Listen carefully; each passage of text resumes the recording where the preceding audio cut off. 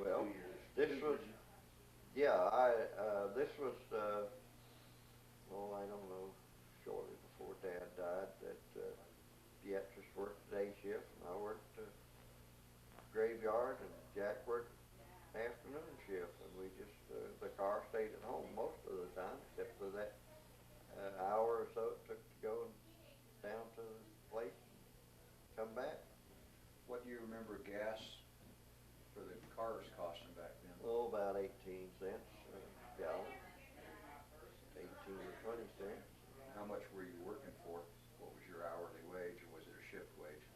No, it was 32 and a half cents an hour, made $13 a week for 40 hours. Or if we worked 48 hours and got a little bit more. But What were some of the, I mean, what were you paying for bread, for example, back then? Pennies a loaf? well, we didn't have light. We called it light bread. Mama made biscuits. We had to buy flour, and flour was, I don't know, maybe for a 25-pound bag. It's what we would figure out doing a week on, and probably get it for $2. I'm guessing. What would you, what would lunch be like, for example? What would an average lunch be for you? Not cost-wise, but what would it usually, what was your favorite lunch? Well, we used to make the statement. We had beans and taters one day, and the next day we had taters and beans.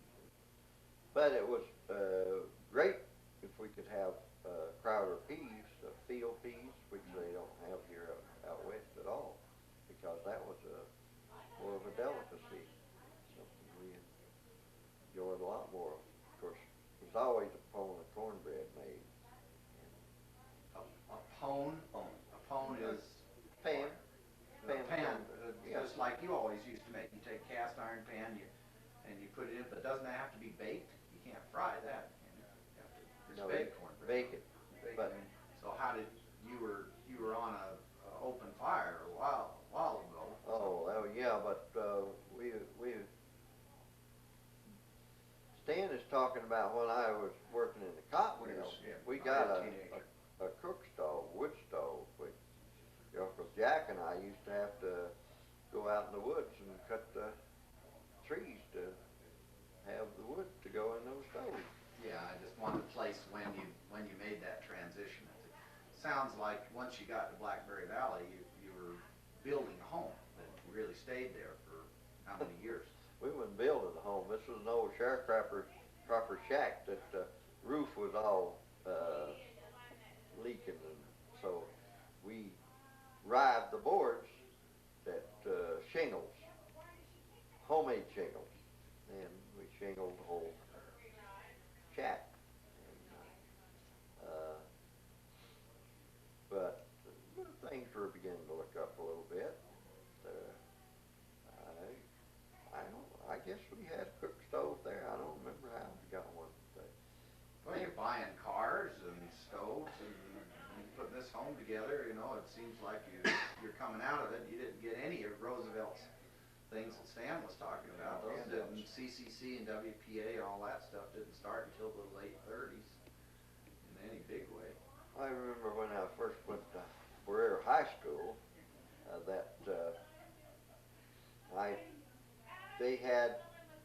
they was building the high school. The one that was the grammar school, and you were there.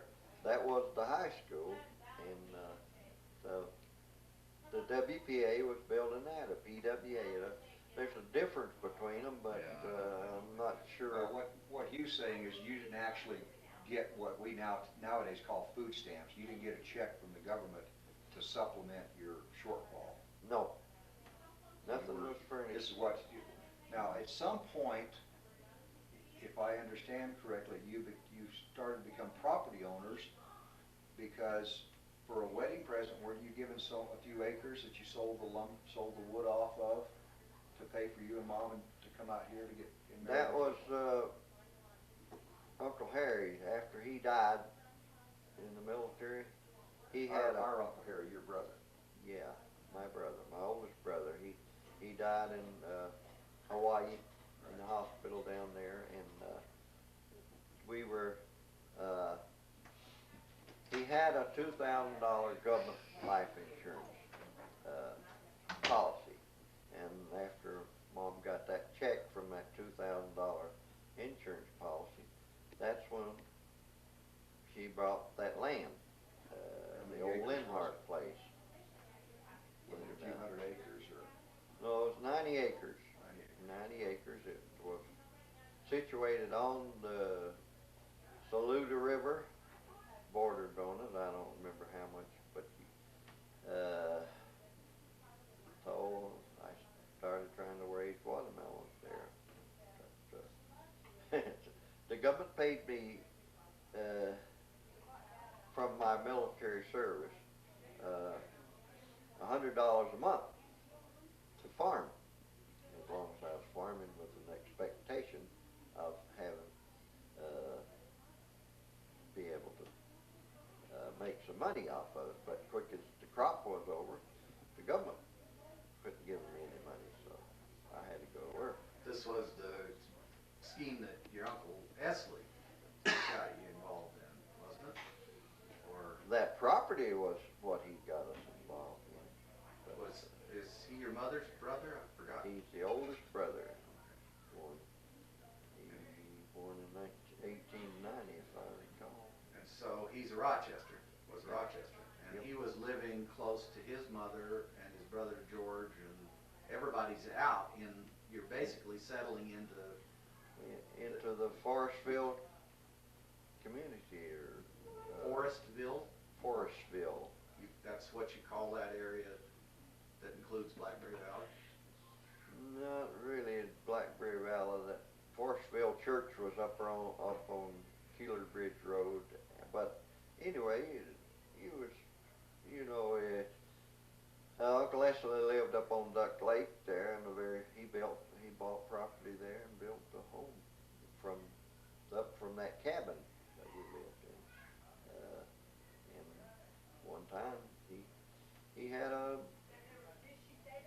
business of pumping sand out of the Saluda River there, with some guy named Claude. I don't remember his last name, but he'd go from making whiskey to little projects around selling fish. Okay, so let's back up, seeing how you mentioned it. At what age were you when you did your moonshining? We did moonshine. Well, when you carried pails of moonshine. I remember you told us one time when you were just a youngster, you carried a pail of moonshine over across the valley to somebody. Was that from this? I think you're got me mistaken with somebody else. I remember Grandma Rochester. We'd travel in paths, the shortest distance. Instead of going by around the road, you'd take a shortcut and go in paths. And along one of those paths, she saw 2 jugs of whiskey. And so she called the sheriff's department, had them come in to eat. So, I don't know, it was... Well, I just, like I say, I probably misunderstood, because I was thinking you would, when you were like 8 or 9 years old, you carried a couple pails for one of your uncles. There was a story of one of your uncles that got a road built to his house because he provided shine or whiskey to the... Well, that was that property, the 90 acres, you see. And one day, he asked Mom, he said, "You really want to get this road paved?" That was red mud, you know, the red mud like you got stuck in. You really want Hey, I'll be right there. to get this road paved? He said, "Can you afford a 5th of whiskey?" So for a 5th of whiskey, he went to the road commissioner or county road commissioner, and they paved that road right up to our driveway. The last time I was up there, that's where it was paved. Okay, we're going to go and get our time to come back to this. Thanks, Dad. Okay. Well, the interesting thing is, since I taped your mother, now about 14 years ago, Yeah. how similar your stories are. It's probably because she told them to you. They're family stories. That's possible. Because, you know, I don't know if you remember so much about being 5 years old or being 6 years old. Well, as I said, I just remember when Grandma and Grandpa Rochester moved there, and some of their furniture was out on our porch.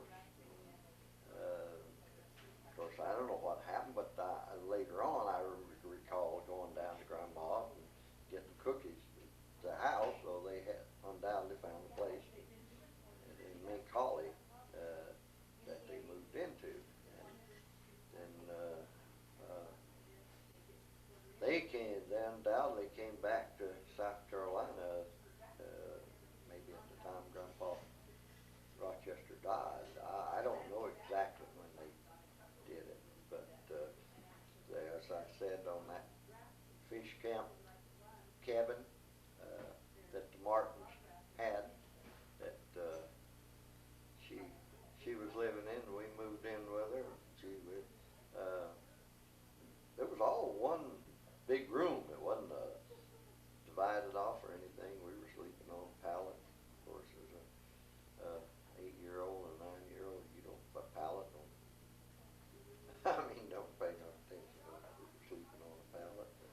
Well, but living in a one-room place means that basically everybody has to go to bed at the same time, doesn't it? I mean, when the lights go out, husband and wife, grandma and grandpa, everyone laying down on their respective spots. Room's dark, I suppose. Well, there was no radio, no television at all. So basically, when you said it was bedtime, we went to bed. But the whole family went to bed. Everyone had the exact same bedtime. Yeah. And it was basically... Well, unless they let us go on to bed and they sit and chit-chatted out on the porch. On the porch. There was a porch on it. One room, but there was a porch. They seemed to have always built a porch down south there in the old days. Still do. Still sitting on a porch is still a good thing to do if you got some screening to keep out the mosquitoes and stuff. Well, that was a problem in that area. I remember the first thing I remember about the cabin was the fact that when I got up after Pittman had brought us home. Thanks for coming. Love you, Dad. Love you too. Take care. See you later. We woke up the next morning, and there right by the side of the cabin was a stream. Actually, it was just a slough from off of a Saluda River, and when the river came up just a little bit, well, it come in there. I can recall in the spring of the year, carp start spawning, and they flatten the water, make a noise, flattening the water. So people go out and gig them. You have a 3 or 4 prong, or even the old pitchfork to gig them with. And as that slough was running by that cabin, in order to stop the carp from going on down, Uncle Wesley and well, whoever was there, took old bed springs and put on a log and stopped the cart from going down, so they could walk out on that log that was going across it. They put the bed spring and they could gig them carp. The lazy man's way to fish. Well, Ingenious. no, that was the hard times, man. People today, you won't eat old carp, but shoot, it was a belly filler. There's another thing we used to, if a hawk, a chicken hawk, it flies over, and we always seem to have chickens in the yard, and that chicken hawk flies over, and he says, whistles like that. And them chickens, quick as they hear that, they dart under the house, under anything that gets them away from that chicken hawk. And some of them didn't make it in time. Some of the chicken hawks swooped down and grabbed the little fryer-sized chicken. Up they go with it. And so we shoot them hawks and eat them hawks. We eat hawks. We eat mud turtle. You get some big mud turtles, about that big, and put them in a wash pot, parboil, cook them until they got.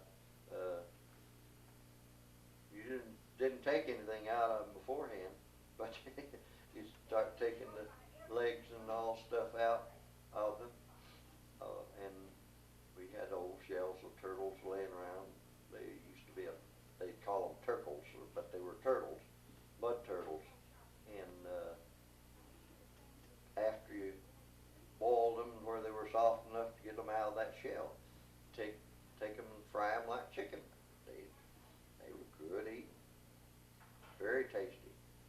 We had made rabbit gums out of old logs that had termites that cleaned all the inside out of them. They had the outside shell. And, you put a trigger and stuff to catch the rabbits in the rabbit gum. Catch rabbits, and we eat them rabbits. And shoot, as far as I was concerned as a child, they were good as chicken. Didn't make that much difference. Made a lot of things you made do with. As I said later on, when we got a cook stove, and Mother cooked beans, little white soup beans, pinto beans, and peas, and seemed like we always managed to get some potatoes, probably at a quarter of a cent a pound or something. They were cheap enough. So we had potatoes and beans, and potatoes and peas. We raised a few onions to season with. Just didn't hardly buy anything at all. Just buy that 25 pound bag of flour, and that and a chunk of fat back, which basically they used to call the price of cotton and the price of fat back had run about the same, about 5 to 6 cents a pound for fat back. That's out here they call it salt pork. Mm-hmm. And when we were later on, when we was a little older, we started. I'd get up and build a fire in the cook stove in the morning, and after I got the fire built, the extra would get up and come up and make biscuits. And while she was making biscuits, I'd be frying out some of that fat back for the grease to make gravy. We'd have biscuits and gravy for breakfast. That was the ordinary thing. We didn't have it. Still is. Still see a lot of that. Hang on just a second. Yeah. This is you. Let me find her. If you're stopped or not. Take a second. I've lived through a South Carolina winter or two, and you can't get fresh vegetables all winter long out of a. You're right. So what did you do about vegetables during the winter? Well, during the summertime, we would can some berries, whatever we could get, can some of the beans that we'd grown in the garden during the summertime. You mean use the mason jar, glass jar to Yep. put them up? Yep. The same ones with the lid that pulls in from the heat, that Some kind of? some of had a rubber band that went around. There was a whole glass lid, and you clamped it down on the rubber band. But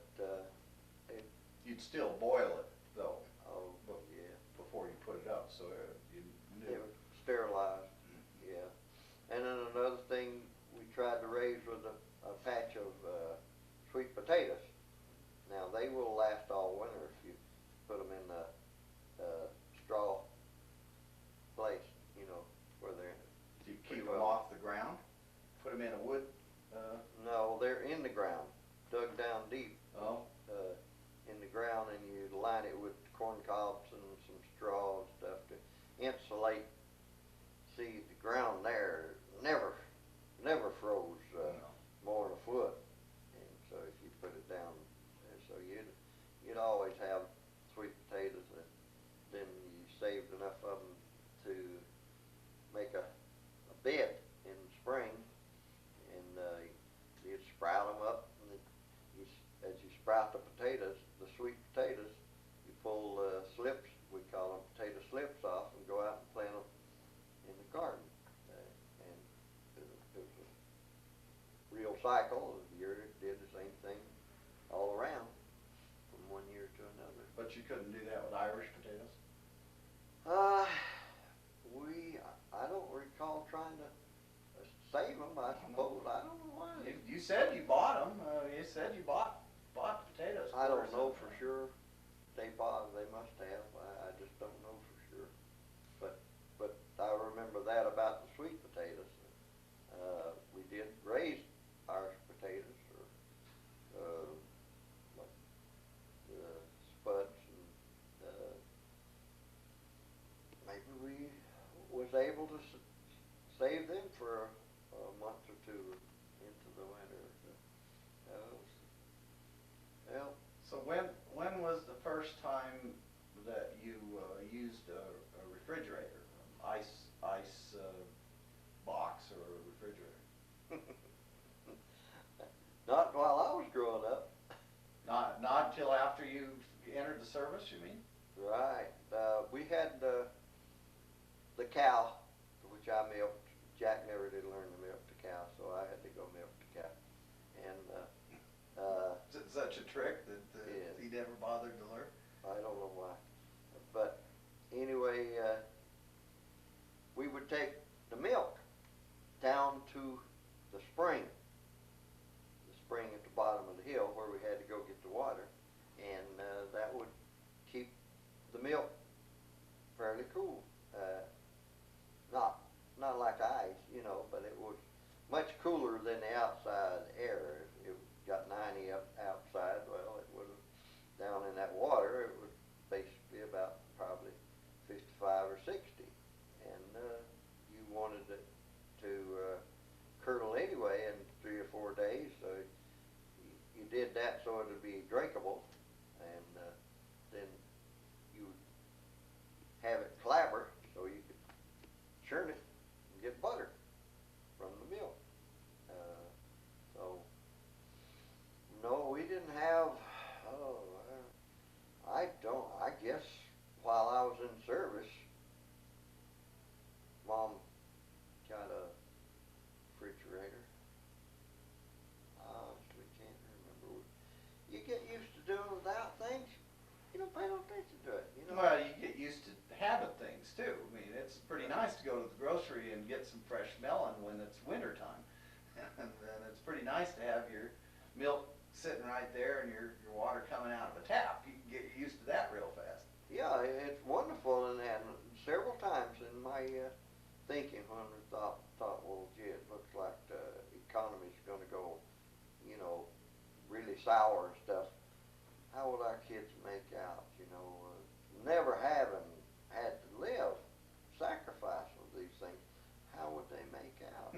Well, you just told me a trick with sweet taters that I would have no way of knowing such a trick to get through a winter. Yeah. Basically speaking, a winter when things stop growing and the animals go into hibernation or go away. I mean, you're looking at starvation if you can't figure out what to do. Well, I don't know if you remember Lester Milling.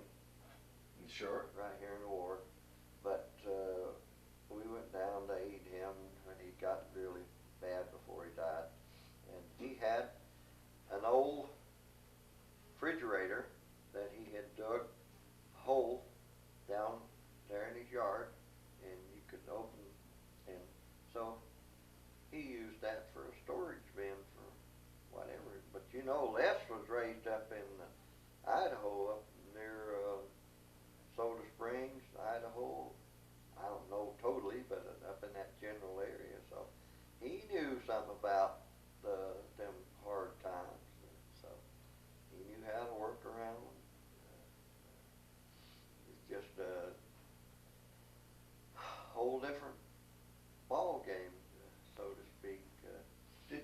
notice when you went into service a change in yourself, like in your diet, the kinds of foods that they would feed you, the kinds of, I mean, they had refrigerators in the service, obviously.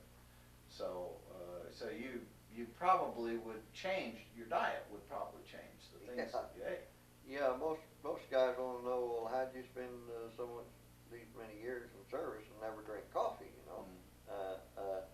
Well, I never drank it. But there, I got something that I didn't have at home. They give us milk every morning for breakfast.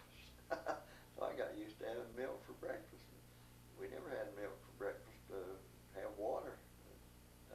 That's because you didn't want to drink the warm milk, just fresh milk. Well, we had to conserve, so we'd have some for butter, and we had the chickens in the yard, but we wouldn't have eggs for breakfast. The chickens may lay 8 or 10 eggs a day, and Mom would use them in the cooking. But we got the benefit there, but we didn't eat them with that biscuits and gravy. That's a delicacy.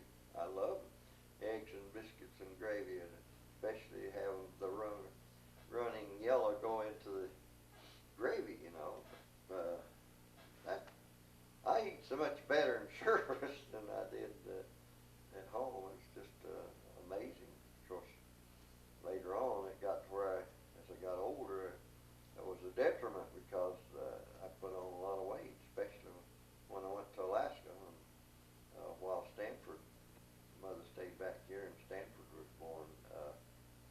I put on a lot of weight there because you go through that chow line, and guys with them great big spoons like that, slap you with potatoes, and then the other one comes along with a ladle of gravy, and being raised at the time, my dad said, if you put it on your plate, you eat it. That kind of mentality, you see, I would say, gee, it's here, it's on my plate, I got to clean my plate, I got to clean this tray, and so I put on several pounds while I was there, and, which is bad. That's the reason I don't think that I ever said to you that you got to clean your plate. Actually, you did, but I remember when you stopped saying that. Okay. Yeah, yeah. I remember I was about 12 when you said, "I've thought it through and I've decided that that I shouldn't have done that." Well, that's it's giving you a bad mentality for the later years in your life, because how are you going to keep from putting on weight when you stop growing, you know, and you're getting the same number of calories or more and not expending the same amount of energy. So it was a funny thing. I think you can remember when Mother weighed less than 120 pounds or so, and then she later on says, well, gee, now when I'm just beginning to enjoy food, I've got to watch what I eat of it. It's those things, just life. Most of my things that I put in that computer are about later years in life, as we got older, you know, not mainly what I've been talking to you about here. No, I know, and that's where we have some value here. I'd like to spend some time going slowly through the war years. There's obviously a lot of things that you have learned since about it, so sometimes it's difficult to separate what you've later learned from a book or a television or a film than from what you actually experienced. Yeah. But if you can try, maybe just start with where you were when you graduated from high school. Yeah, I guess that's got to be a great tribute to your mother, by the way. Well, Pietros and I were the only ones that actually graduated. I didn't know that. So Roy and Jack did not actually complete their schooling. neither did Harry. Harry only went to about the 9th grade before he dropped out and went to work in the cotton mill. He worked up there in the spinning room with Mama. I can recall one time he put on, I don't know, I forgot, the oilers they call them or something, but anyway, right in the middle of the spinning frame, there's a big steel roll, I suppose you call it, and they would wrap little cords around that and tie them onto the spindles that spun the bobbin, that the stuff that was spun, the thread that was spun, would wrap onto that bobbin, and they had to have a way of turning that bobbin. And he was one of those persons that put those cords around that or drum. It's actually not solid. It was anyway. It had one of them had a split in it, and he was reaching around to put that cord around that thing, and with that split his hand right up. So he was out of commission for a while on that. And he's just a 14, 15-year-old boy? No, he was, at that time, he was probably on the 17 years old or so. Even them days, they wouldn't allow anybody to go to work in the cotton mill under 16. 16. 16 was the cutoff. When I turned 16, that was just, sort of understood working the cotton mill. So, same way with Jack, and that situation of when Jack went to work, and Beatrice had already graduated from high school, and she worked in the cloth, where they inspected cloth all day long, and Jack worked in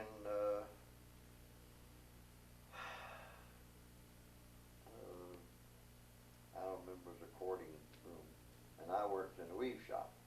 So anyway, it was on the hours, and I think I told you this one time about how I got up and took the car to work, and Dad said, well, son, you want to watch them brakes, they aren't very good. In order to get on D road to go to the mill, it was going up, so I didn't have no problem. So I didn't have to put on brakes. So I turned right and went down, and I got all the way to Woodside Avenue, and there's where I slammed on the brakes. No brakes. Of course, I wasn't going very fast, but so I just automatically turned the corner. There was very little traffic. That time of night, you wouldn't have seen a car every 10, 15 minutes. So I took the car on down where I usually parked it and tried to stop, and then it wouldn't stop. So I went on or coasted on around to a place to stop it, and I just we only had one set of keys. It wasn't like it is now. You can get keys made all over everywhere. But so I put the keys in the usual place under the seat or whatever it was we decided to do, and because I never saw him, I went in the mill and went to my weave shop, and he quit up here on the 2nd or 3rd floor, wherever he was, and he'd come down and he'd get in the car. And you didn't leave a message for Jack telling him you had no brakes? Well, how did the car was just sitting on level? You didn't block the wheels or anything to keep... No, you put it in gear once you stopped. Oh, right. See, yeah. And the thing was that I wouldn't, even if I thought about leaving a message, I had nothing to write with. I had no way of leaving the message. And he comes and gets in the car. He says, "Yeah, I know that it was in a different place. I was wondering what the trouble was." So he took it on home, and I don't know whether he had to use the brakes at all, because there was, like I say, no traffic. And so he took the car on home, and we had this situation where we'd pull it up the hill and back right in front of the house. And so he pulled it up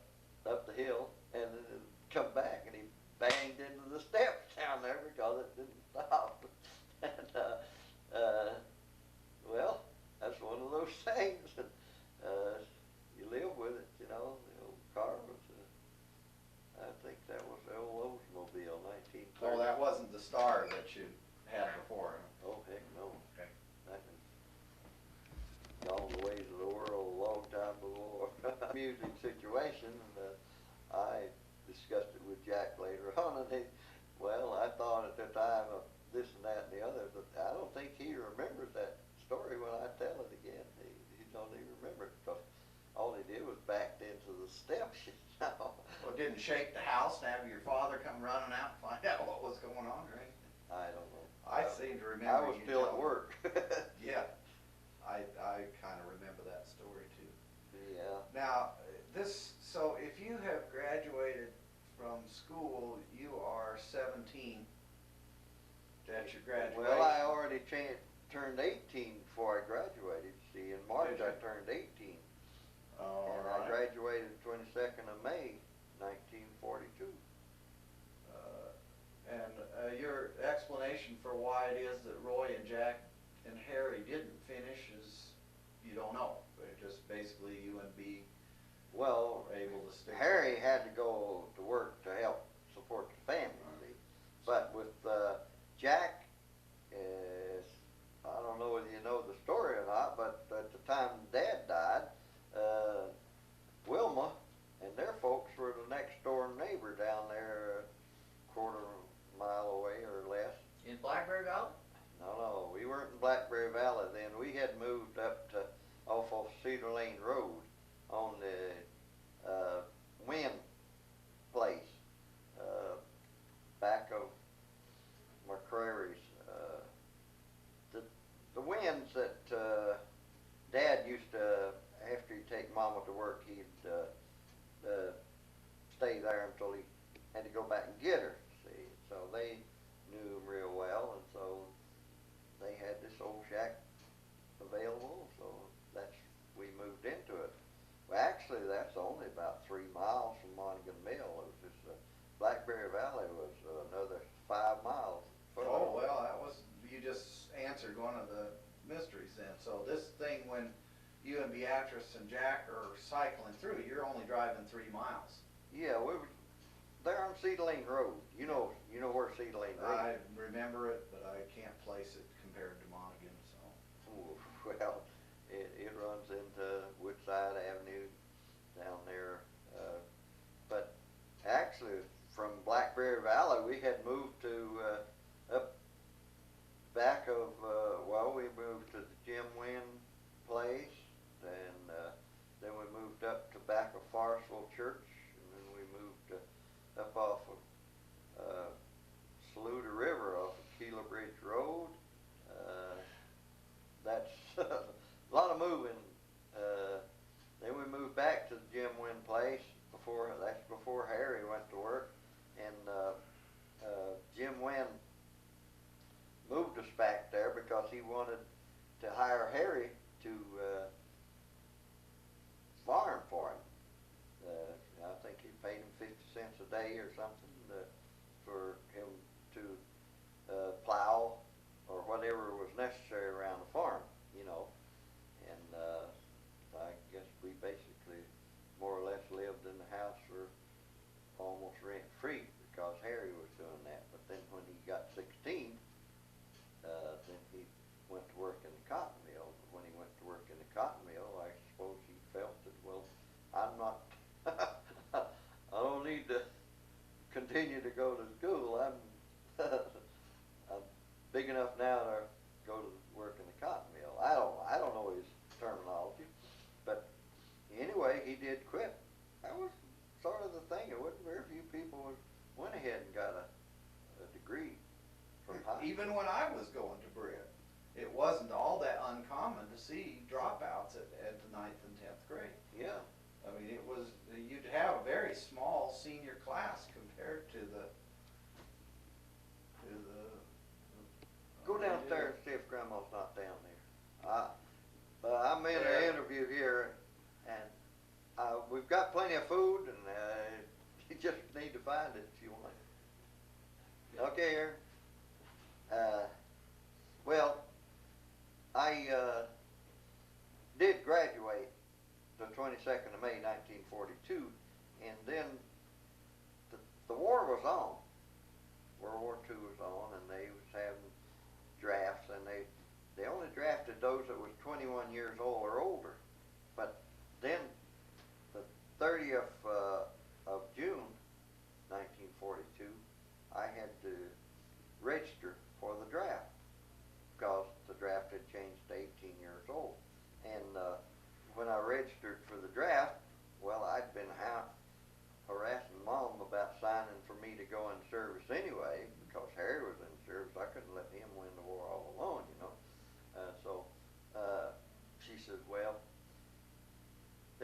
we're gonna draft you anyway, so I might as well sign for you. So she signed the papers, and the 8th day of July, 1942, I was sworn in down at Fort Jackson, South Carolina, and I was sworn into the Army Air Corps. Fort Jackson is where? There at Columbia. Columbia. So you They got sent me yourself down there on a bus. on a bus. They said, You don't were- take any extra clothes. The government will furnish you everything, which they did. So I was only in a day or two, and they shipped me off on a train down to Miami Beach, Florida, there for basic training. Well, during basic training, you are taking aptitude tests to see what your would be good at doing, you know. And so, But I mean, who chose Air Corps? You did? yeah, I did. You had your pick of services, and you looked them over, and Harry had chosen The the Navy. Navy. Yeah. Well, I wanted to get into flying, but that was a dream, you know. I checked with the Navy, and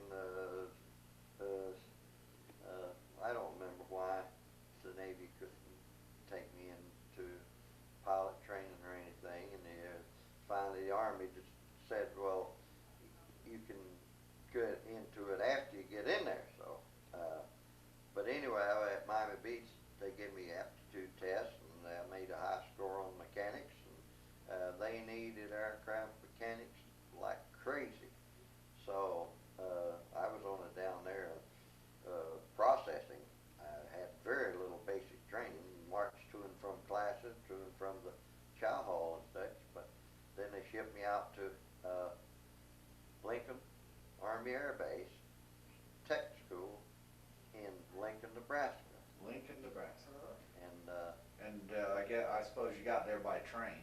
oh yeah, you bet. 3 days, 4 see- days on a train to get from Miami Beach to Lincoln, I don't Nebraska. remember the number of days, but anyway, I got there, and well, I was third class. It was brand new tech school, see, and so I. Well, you got to believe that if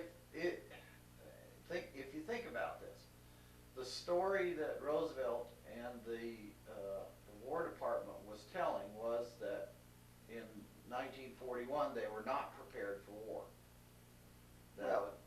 That was the story they were telling everybody, and here it is, 6 months after Pearl Harbor, and you're being processed through. So Yeah. as you think about it, everything should have been temporary. I mean, the whole situation had to turn completely around 180 degrees from where they were before. They were fast trying to get up to speed. Matter of fact, they could not defend anything out in the Pacific from the Japanese. They drove out of Guam. They drove them out of the Philippines. They drove them down into Australia. And when I got down there in 1943, after going through all these trainings and stuff, I went to Port Moresby, and they were still having a bomber from the Japanese come over there, and we had alerts in Port Moresby, and that's way down there.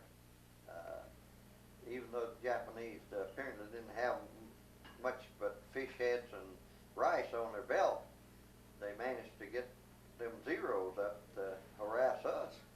So that made a lot of difference. I don't know. I started in at Port Moresby, went to Doberdura, across the hump, they called it, and there. From there, I went up to a little island up above. In other words, we were pushing the Japanese back to the Philippines.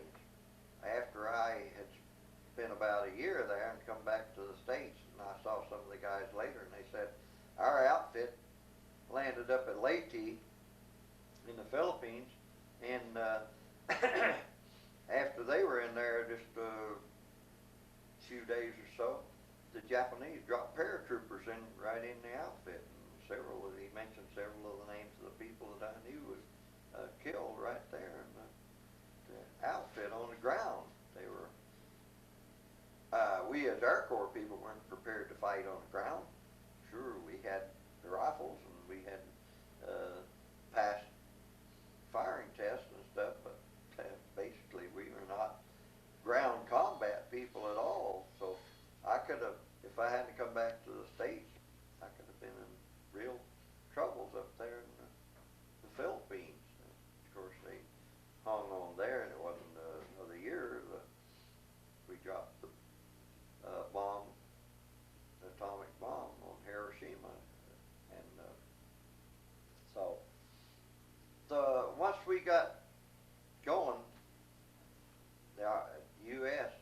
got going, we would, in 24 hours, we'd pile more on the landing beach than the Japanese had there, and they'd been there for 2 years.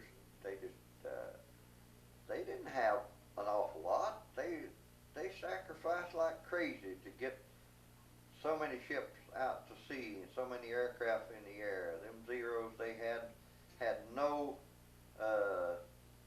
protection.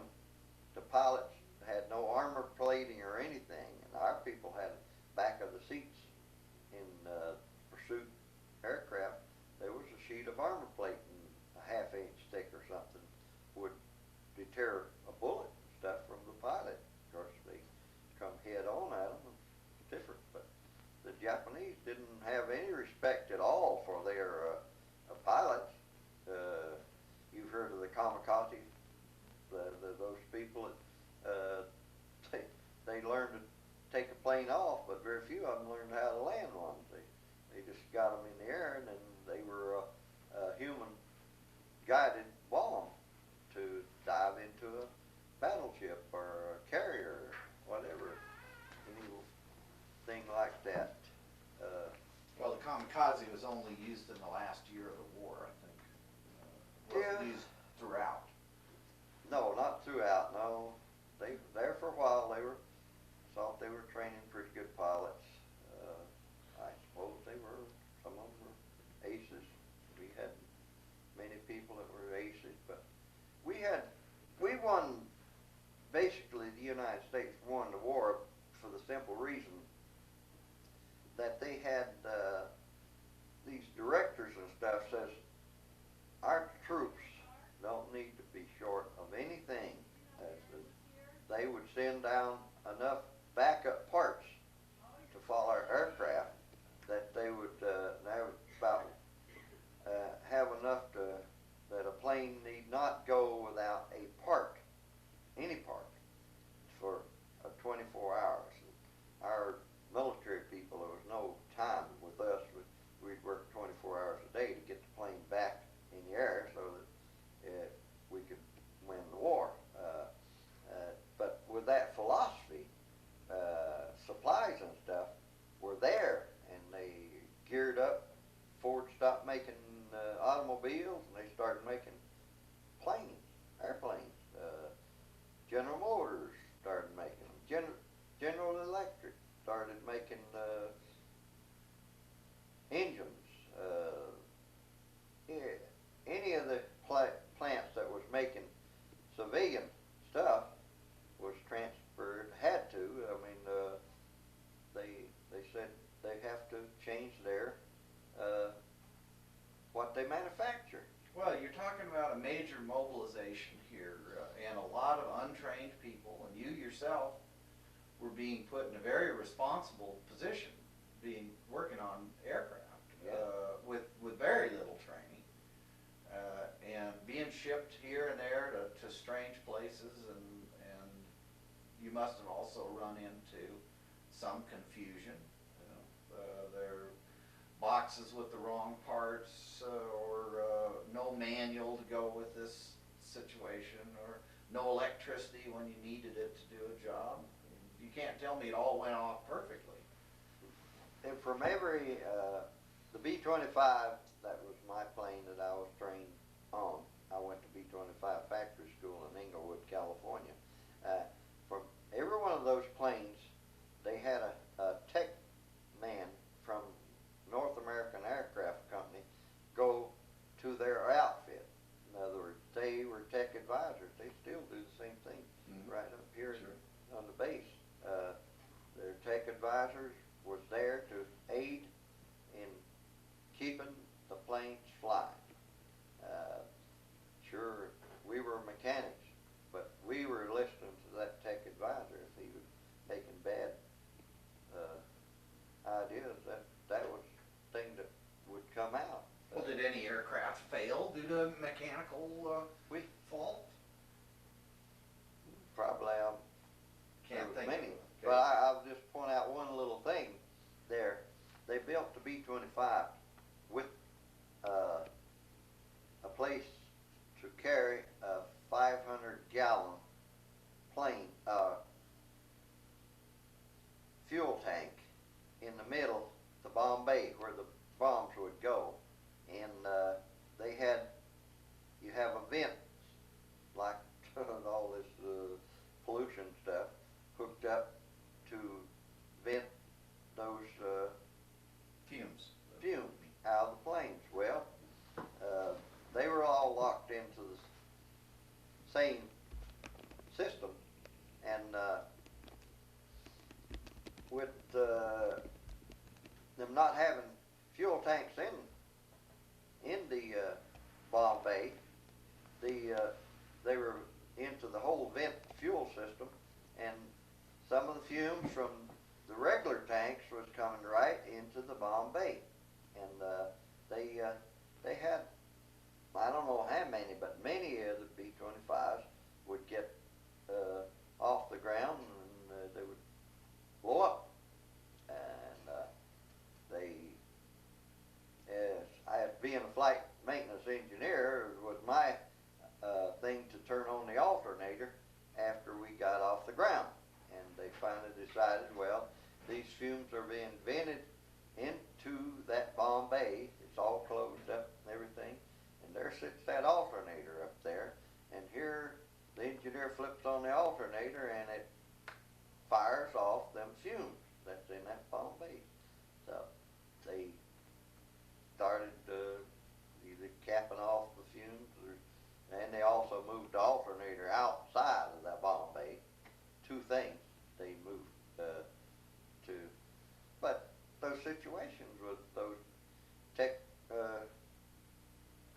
technical people from the company would view these things and decide what's wrong with this thing. We had more people. Reports were that there would be more GIs would die in training than they did in combat. There used to be an old saying that what are you doing being a gunner? So the gunner's only worth about 20 seconds in the air. Well, maybe on an average it may come out that way, but mostly there was a great number of us lived through it. As I guess Mother's told you about her brother Gene, how he was shot down over in Europe in his B-17. So he, well, I don't think he flew many combat missions before he was shot down, but he had been there long enough to marry Molly before he was shot down. So She was from England. yeah. So he was based in England. They're flying missions out of one of the British airports. So, Well, one of the places there, I don't know where he was, but they had many runways that they built, new runways. They weren't out of any airport.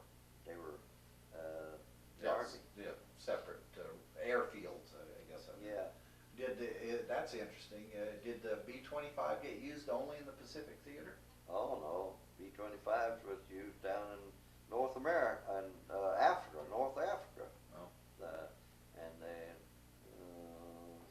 it seemed like there was a 7th Air Force, but I'm not sure. That was under General Mark Clark. So how did it happen that you ended up going Pacific? It was just luck of the draw? Yeah. You didn't ask for it or ship out with your whole outfit got trained and shipped together? No, in my case, we just went as replacement crews. I think there's about 3 of us crews that were shipped down there at that time. We didn't know where we was going. We was in Hamilton Field at that time. They were in Air Force bases, but because we were in an Air Force, but it was Hamilton Field at there near Frisco, about 30 miles away from Frisco. And when I got on the plane to fly down to Honolulu, Hawaii, I didn't know where I was going. They said when you're up there in the air for an hour, then you can open your orders to see where you're going. Opened our orders and it said Australia. Australia. Australia, I could think of Austria, you know, gee, how are we going to, you know, I mean, my knowledge of geography, gee, that was just minimal. Sure, I went ahead and got a high school diploma, but how much have you learned time you get out of high school? Geography's never been an American strong suit. So you're out to Lincoln, Nebraska for basic general mechanics training. Then you're down to Englewood for specific to the Specialist school on B-25. and then you ship up to Hamilton. Why? To get I didn't prepared. ship from there to Hamilton. I shipped from there to Tyndall Field out at Panama City, Florida for gunnery school. See, I've got the mechanic school, but I've got to get the gunnery school to fly on the plane. So from Tyndall Field, after 7 weeks at Tyndall Field, I was shipped to Columbia Army Air Base, Columbia, South Carolina, to train. And that's where Kay was shipped to Greenville Airport Base, and that's where he met Beatrice. See. And he was on B-25, same as I was.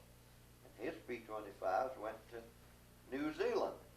I forgot the number of that Air Force down there, 13th, I think.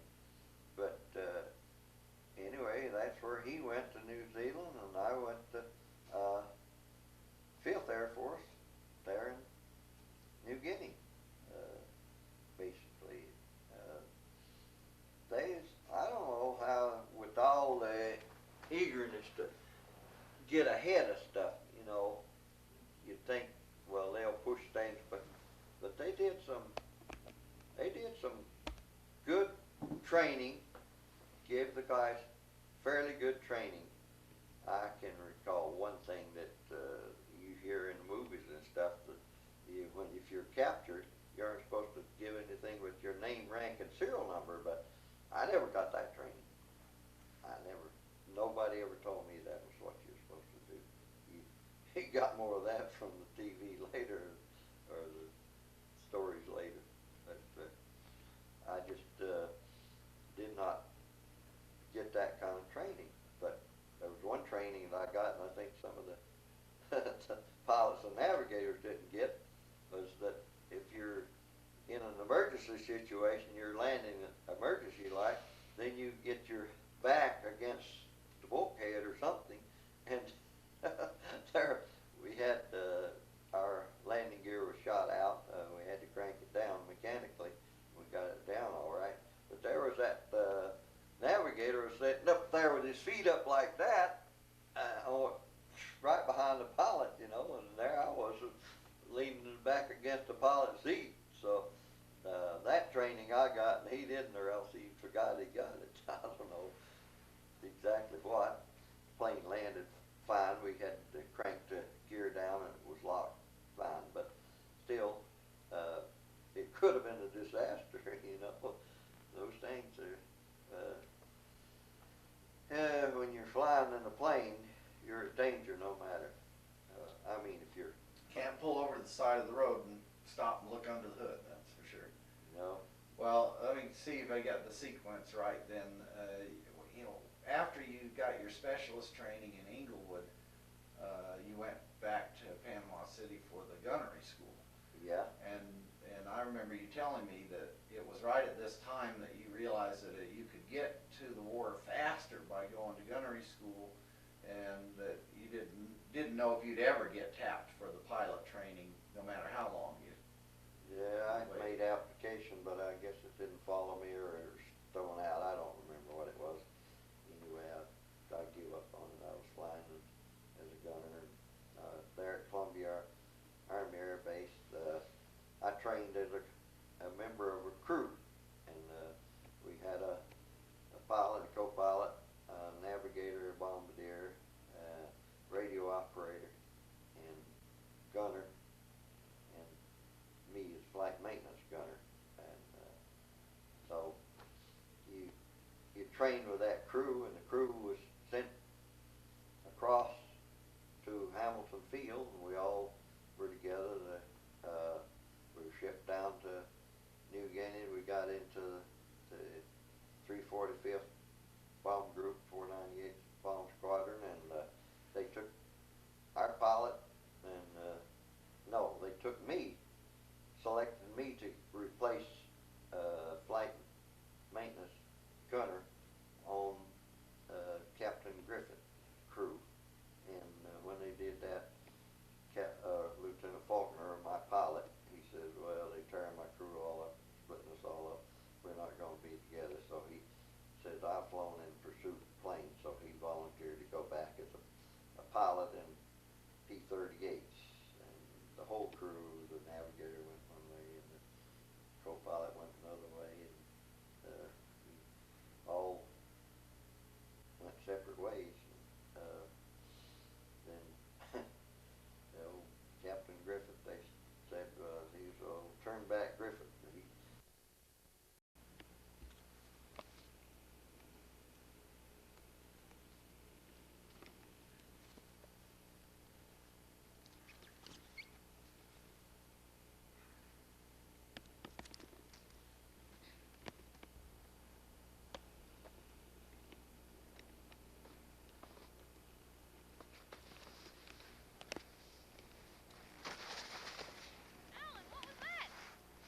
Good? Come on in, Dan. What did you do? I just shut the door to cut down the noise. Did you print one? Yeah, and he cropped it for me. Did a good job. Okay, well, let's just try to do a few minutes on Think that the really setting soaks of up the heat. where you were born and how you grew up. Well, we asked my mother about my birth. Now, I was born on near Dunning Mill, on the Mill Hill, in the home. And I think Mother said it was a beautiful sunny day. Now, my memory may be off, but that was When I talked to your mother about that, as I remember, she was not then at that time she was not working at the mill herself. no. Okay, so we're at March 31st, 1924, Yeah. which is Well, my dad was 74 years from last week. yeah. Happy birthday. Well, thank you. And you were born in the home? Oh yeah. Nobody went to the hospital in them days. I don't remember the doctor's name. He did have a doctor though, and that's a little rare too, because midwives were the thing, rather than doctors coming to the home. But this doctor did come to the home. But I remember your Uncle Roy was born, and I remember the doctor's name there was Dr. Taylor, and that was 25th of December 1929. That was right after the crash, and doctors weren't getting paid very much for their services, so his birth never was recorded. And later on, we had to have affidavits made by people that knew the circumstances. Grandma Crosby was being one of them, and with those affidavits, we were able to get him a birth certificate. But you wouldn't